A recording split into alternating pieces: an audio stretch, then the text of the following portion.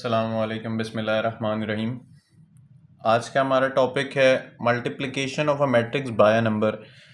किसी भी मैट्रिक्स को आप एक नंबर से कैसे मल्टीप्लाई कर सकते हैं, तो इस चीज़ को आज हम डिस्कस करेंगे। तो स्टार्ट करते हैं इस चीज़ को। A matrix can be multiplied by a number as follow. किसी भी मैट्रिक्स को नंबर से किस तरीके से मल्टीप्लाई किया जाता है, वो इस चीज़ को हम इस एग्जाम्पल की मदद से समझने की कोशिश करेंगे। अच्छा जी, ये हमें एग्जाम्पल में बोल रहा है find four A transpose. Find four A transpose. तो सबसे पहले तो आप इस चीज़ को फोर को तो भूल जाएं, ठीक है, क्योंकि यहाँ पर उसने हमें साथ में बोला है कि ए का ट्रांसपोज भी चाहिए होगा। तो सबसे पहले हम इस चीज़ को हम भूल जाते हैं और ए का ट्रांसपोज फाइंड आउट करेंगे, ठीक है। बाकी फिर आगे हम लोग इसको फर्दर फोर से फिर बाद में पहले ए ट्रांसपोज फाइंड करेंगे और फिर जब ए ट्रांसपोज हम निकाल लेंगे उसको हम फोर से मल्टीप्लाई कर देंगे। तो इस तरह से जो चीज़ उसने हमें फाइंड आउट करने के लिए बोला है वो हम मालूम कर सकते हैं। तो इस चीज़ को समझने की कोशिश करते हैं। ट्रांसपोज में मैंने आपको बताया था क्या होता है। ट्रांसपोज में ये होता है कि हमारी जो भी रॉज हैं उसको हम कॉलम वाइज लिख देते हैं।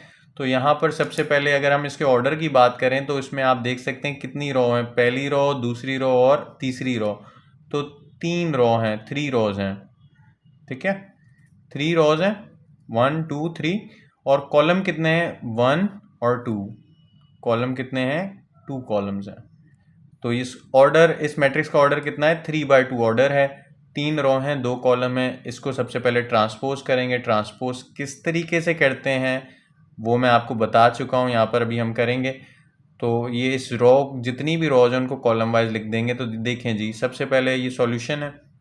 ए का ट्रांसपोज ले रहा हूँ, इस ए का ट्रांसपोज ले रहा हूँ। ए का ट्रांसपोज जब लेते हैं तो इसको इस तरीके से डिनोट करेंगे। इस जो भी मैट्रिक्स का नाम है, लेट सपोज यहाँ पे ए था तो मैंने ए लिख दिया, यहाँ अगर बी होता तो मैं यहाँ बी लिखता कैपिटल, और उसके सर पे ये ट्रांसपोज के लिए छोटा सा टी बना दिया।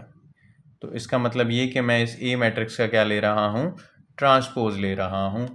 और अब इस चीज़ को देखते हैं हम लोग, ठीक है। पहली रो क्या थी, 2 4 थी, ये हॉरिजॉन्टली थी, इसको वर्टिकल लिख दिया मैंने। ये देखें, ये 2 4 इस तरह से लिखा हुआ था, इसको इस तरह से इस डायरेक्शन में लिख दिया, ये 2 4। दूसरी रो 1 3 थी, इसको मैंने इस तरीके से लिख दिया, हॉरिजॉन्टल लिखी हुई थी, वर्टिकल लिख दिया 1 3। फिर तीसरी रो क्या थी, ये इस तरह से थी, हॉरिजॉन्टली थी 5 0। 5 0 को वर्टिकली लिख दिया। तो ये मेरा क्या हो गया, ए का ट्रांसपोज, सही है। अब अगर मैं इसके ऑर्डर की बात करूं तो देखें अब इसमें रोज कितनी हो गई, R1 R2, तो 2 रो हो गई हैं इसमें। और अगर हम कॉलम की बात करें तो कॉलम 3 हो गए, 1 2 3। तो ये देखें इसका ऑपोजिट हो गया। ये पहले ट्रांसपोज से पहले ऑर्डर क्या था, 3/2, ट्रांसपोज के बाद ऑर्डर क्या हो गया, 2/3। तो आपने ये चीज़ तो फाइंड आउट कर ली, ए का ट्रांसपोज। अब इस ए के ट्रांसपोज को किससे मल्टीप्लाई करना है, 4 से मल्टीप्लाई करना है। तो ये मैंने लिख दिया 4 ए का ट्रांसपोज इज इक्वल्स टू, अब काम कर रहे हैं इसके लिए, फाइंड आउट कर रहे हैं, तो मैंने लिख दिया 4 ए का ट्रांसपोज इज इक्वल्स टू, ये 4 ये रहा, ये वाला 4 जो है वो यहाँ लिख दिया।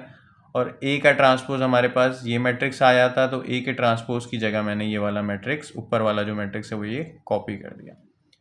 अब ये 4 इस मैट्रिक्स के साथ क्या हो रहा है, मल्टीप्लाई हो रहा है। ये 4 इस मैट्रिक्स से क्या हो रहा है, मल्टीप्लाई हो रहा है। अब 4 अंदर इस मैट्रिक्स के जो जो एलिमेंट्स हैं, जितने भी एलिमेंट्स हैं, उन हर एक से ये 4 जा जाके मल्टीप्लाई होगा। तो सबसे पहले ये 4 इस 2 से मल्टीप्लाई होगा, तो 4 2 ज़ा 8। फिर ये 4 इस 1 से मल्टीप्लाई हुआ, तो 4 1 ज़ा 4। फिर ये 4 इस 5 से जाके अंदर मल्टीप्लाई हुआ, तो 4 5 ज़ा 20। फिर ये 4 इस 4 से मल्टीप्लाई हुआ, तो 4 4 ज़ा 16। फिर ये 4 इस 3 से मल्टीप्लाई हुआ, तो 4 3 ज़ा 12। फिर ये 4 इस 0 से मल्टीप्लाई हुआ, तो 4 0 ज़ा 0। ये हमारा आंसर हो गया। तो किसी भी नंबर को आप उस मैट्रिक्स के साथ, किसी भी नंबर को आप मैट्रिक्स के साथ मल्टीप्लाई इस तरीके से करेंगे कि वो नंबर उस मैट्रिक्स के हर एक एलिमेंट से जा जाकर क्या होगा, मल्टीप्लाई होगा। तो ये हमारा आंसर आ गया। यहाँ पर इसने हमें ए ट्रांसपोज निकालने के लिए बोला था, तो इसलिए पहले ए का ट्रांसपोज निकाला, फिर 4 से मल्टीप्लाई किया है। देखें, पहले ए का ट्रांसपोज निकाला, फिर 4 से मल्टीप्लाई किया मैंने। अगर लेट सपोज ये ट्रांसपोज नहीं बोलता, ये बोलता डायरेक्ट ए से मल्टीप्लाई करा दो, तो मैं बस यहाँ पर 4 लिखता और ए वाला मैट्रिक्स कॉपी कर देता। मगर इसने यहाँ पहले ट्रांसपोज बोला था, तो मैंने पहले ट्रांसपोज निकाला, फिर मल्टीप्लाई कराया, तो ये 4 आ गया था, और ए ट्रांसपोज की जगह पे, इसकी जगह पे मैंने ये ए ट्रांसपोज वाला मैट्रिक्स पुट करा और इस 4 को हर एक इंडिविजुअल एलिमेंट से मल्टीप्लाई करके आंसर निकालता। इसको एक और एग्जाम्पल के थ्रू हम समझने की कोशिश करेंगे। अच्छा जी, अब दूसरा हमें क्वेश्चन एग्जाम्पल के अंदर जो गिवन है वो है 2a + 3b। अब इसको पहले स्टेप्स में हम जो है ना तोड़ लेते हैं, ठीक है। तो सबसे पहले तो हमें 2 को a से मल्टीप्लाई करना पड़ेगा, इस चीज़ का आंसर निकालेंगे हम, ठीक है। फिर 3 को b से मल्टीप्लाई करना पड़ेगा, तो इस चीज़ का आंसर निकालेंगे हम। फिर आखिर में इन दोनों के आंसर को क्या कर देंगे, ऐड कर देंगे। तो अब यहाँ पर मैंने लिखा, ये देखें, ये चीज़ मैंने लिखी 2a + 3b सही इज इक्वल्स टू, तो ये 2 था, ये आ गया 2। a की जगह पर a वाला जो मैट्रिक्स गिवन था मुझे, वो मैंने यहाँ पुट कर दिया। प्लस का साइन था तो प्लस का साइन लगा दिया। फिर 3 था, ये मैंने 3 लिख दिया। और b की जगह पे मेरे को b वाला मैट्रिक्स ऊपर गिवन था, तो वो b वाला मैट्रिक्स मैंने यहाँ पर कॉपी कर दिया। अब क्या किया मैंने, वही काम किया, जैसे ये 4 हर एक एलिमेंट से अंदर मल्टीप्लाई हो रहा था, इसी तरह ये 2 अब हर एक एलिमेंट से अंदर मल्टीप्लाई होगा। तो जब ये 2 इस 2 से मल्टीप्लाई हुआ, तो 2 2 ज़ा 4, 2 4 ज़ा 8, 2 1 ज़ा 2, 2 3 ज़ा 6, 2 5 ज़ा 10, 2 0 ज़ा 0। ये बीच में प्लस का साइन था, प्लस का साइन ऐसे ही आ गया।